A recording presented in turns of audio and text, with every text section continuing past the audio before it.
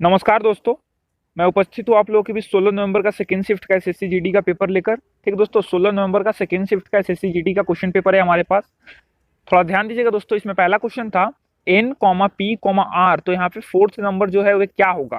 दोस्तों आप ध्यान दीजिए, एन के बाद क्या आ रहा है, एक आएगा एम एन ओ पी, यानी एक गैप है। पी के बाद क्या होगा, क्यू आर, एक गैप है। तो आर के बाद क्या होगा, एस फिर टी ना, तो देने यहाँ सही आंसर क्या है, टी होगा। हमारा नेक्स्ट क्वेश्चन है दोस्तों, ये आकृति देखिए, इसमें कितने त्रिभुज है आपको बतानी है। ठीक है दोस्तों, तो दोस्तों इसमें ध्यान से देखिए, इसमें 9 त्रिभुज है। क्या ना क्या है, थोड़ा ध्यान से देखते हैं। पहला, नीचे दूसरा, तीसरा, चौथा, पांचवा। ठीक है दोस्तों, यहाँ पे तो हमें 5 ही दिखा, तो आप फिर अब कहाँ है, तो पांचवा है, तो फिर एक टोटल होगा छठा, फिर यहाँ पे अंदर में एक टोटल हुआ सातवां, फिर यहाँ पे ध्यान से अगर देखा जाए तो यहाँ पे एक, इसमें भी एक टोटल बन रहा है आठवां, तो 9वां। यहाँ पे टोटल 9 डायग्राम आपके पास है। ठीक है दोस्तों, यानी 9 ट्राइंगल्स हम लोगों के पास है इस डायग्राम में। ठीक है दोस्तों, हमारा थर्ड नंबर क्वेश्चन था, ध्यान दीजिएगा, मनुष्य, वनस्पति और गाय में आपको आरेख बनाना था। क्या आरेख होगा, मनुष्य, वनस्पति और गाय। तो दोस्तों आपको पता होना चाहिए कि जो मनुष्य है वह ना ही वनस्पति हो सकता है, ना ही गाय हो सकता है, और जो वनस्पति है वह ना ही गाय हो सकता है, ना ही मनुष्य हो सकता है, और जो गाय है वह ना ही वनस्पति होगा, ना ही मनुष्य होगा। तो देन आपको सीधा सा सिंपल फंडा पता चल रहा है कि जो तीनों हैं वे तीनों अलग अलग होंगे। ठीक है दोस्तों, तो दोस्तों मेरे फ्रेंड ने बताया कि जो रीजनिंग का पेपर था वह बहुत ही ईजी था। ठीक है दोस्तों, अब हम आगे बढ़ते हैं जीके की तरफ। जीके का हमारा पहला क्वेश्चन था, question number third, stainless steel बनाने में लोहे के साथ क्या उपयुक्त होता है। आपको बताना है स्टेनलेस स्टील जो होता है ना, उसको बनाने में लोहे के साथ और किसका यूज किया जाता है। तो दोस्तों इसका सही आंसर था क्रोमियम। क्रोमियम का यूज किया जाता है। ठीक है दोस्तों, स्टेनलेस स्टील को बनाने में। हमारा फोर्थ नंबर क्वेश्चन था, कौन सा राजवंश मौर्य के बाद आया। आपको बताना है कौन सा वे जो राजवंश था जो मौर्य के बाद आया। तो दोस्तों इसका सही आंसर था सुग वंश। जो सुग वंश था ना, वो मौर्य राजवंश के बाद आया था। हमारा फिफ्थ नंबर क्वेश्चन था दोस्तों जीके से, 1913 राष्ट्रमंडल खेल कहाँ आयोजित किए गए थे। 1930 का राष्ट्रमंडल खेल कहाँ आयोजित किया गया था।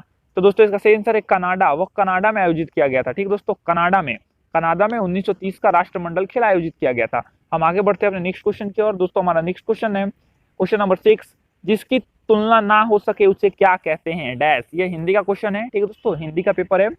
जिसकी तुलना ना हो सके उसे हम लोग क्या कहते हैं, उसको हम लोग अतुलनीय कहते हैं। वो बहुत ही अतुल्य होता है, बहुत ही मूल्यवान होता है। ठीक है दोस्तों, हम आगे बढ़ते हैं क्वेश्चन नंबर 7 की तरफ। क्वेश्चन नंबर 7 में था विलोम शब्द। आपको विलोम शब्द बताना था।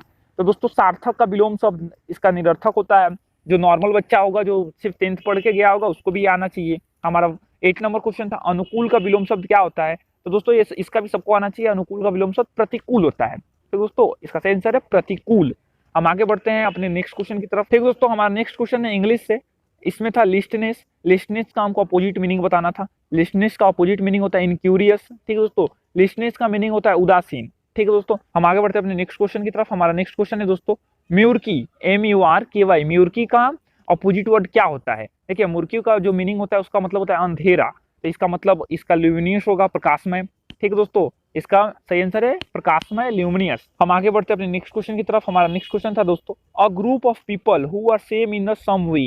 एक ग्रुप है, जो बंदा एक ही रास्ते में जा रहा है, लोग वे ग्रुप। ठीक है, तो उसका सही आंसर क्या होगा दोस्तों, उसका सही आंसर होगा सेफ, SHEAF, सेफ। उसको हम लोग समूह बोलते हैं। ठीक है दोस्तों, एक मुहावरा था, आपको बताना था कि जो एक ग्रुप है वो एक ही रास्ते में एक साथ जा रहा है, उसको हम क्या बोलेंगे। तो सीधा सा बात है, उसको समूह बोलते हैं। ठीक है दोस्तों, हमारा नेक्स्ट क्वेश्चन था हिंदी से, क्वेश्चन नंबर 11।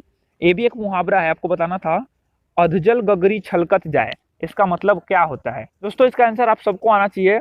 और अधचल गगरी छलकत जाए का मीनिंग क्या होता है दोस्तों, इसका मीनिंग होता है अल्प ज्ञान किंतु दिखावा अधिक करना।